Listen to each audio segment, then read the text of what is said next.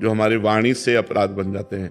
और वाणी का बहुत बड़ा प्रभाव पड़ता है। अब जैसे हम वाणी से मौन हैं तो वो धीरे धीरे मन पर भी प्रभाव पड़ने लगता है। आप देखो कुछ दिन मौन, जैसे आप तो बोलने की जैसे तो एक उदासी छा जाएगी।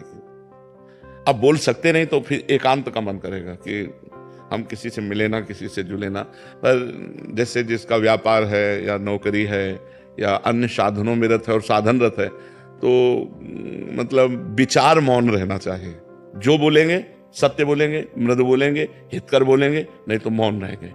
साधक जो गृहस्थी में है उसे जड़ मौन ना लेकर विचार मौन उत्तम रहेगा, क्योंकि परिवार है, गृह कार्य है। अच्छा, संत वेश में क्या है कि अब हम आज से नहीं बोलना चाहते, लेकिन गृहस्थी में बहुत सी ऐसी बातें हैं जिनमें आपको बोलना ही पड़ेगा, तो उसमें विचार मौन ज्यादा उत्तम है, जड़ मौन ठीक नहीं है।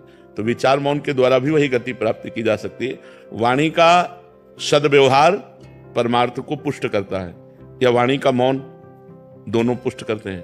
तो हम सद्वाक्य बोल करके, सद्व्यवहार करके अपने मन को निसंकल्प बनाएं, अपने मन को मौन की तरफ ले जाएं। मन का संकल्प रहित हो जाना ही सच्चा मौन है।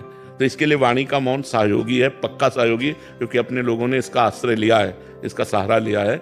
आज भी है, शाम टाइम हमको इस समय तो हमारा ये सेवा रहती है, इसके बाद फिर हम कोशिश करते हैं कि हमें मौन ही रहना पड़े। इशारे से बात कर ली, जैसे कोई बात है कि आप अगर बहुत बोलना हुआ तो 2 शब्दों में बोल दिया, शांत अपने सुमिरन चिंतन में। तो ऐसा है, व्यवहाररत उपासक को विचार मौन रहना चाहिए।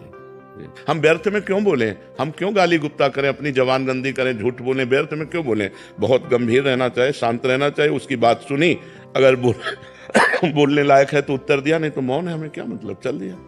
अगर मान लो आपसे कोई पूछ रहा है, आपसे ही डायरेक्ट पूछ रहा है, कोई बात पूछ रहा है, आपको लग रहा है उत्तर देना ठीक नहीं, नजर नीचे की, चल दिया। वो आदमी जो समझे, पागल समझे, अभिमानी समझे, जो समझे वो समझा करे। आप तो प्रपंच रहित हैं। वाणी से अपराध ही अपराध बनते रहते हैं, शरीर से और वाणी से ज्यादातर अपराध बनते रहते हैं। इसीलिए परमार्थ में उन्नति नहीं हो पाती। अगर शरीर और वाणी निष्पाप हो जाए तो मन बहुत जल्दी भगवान में लग जाए।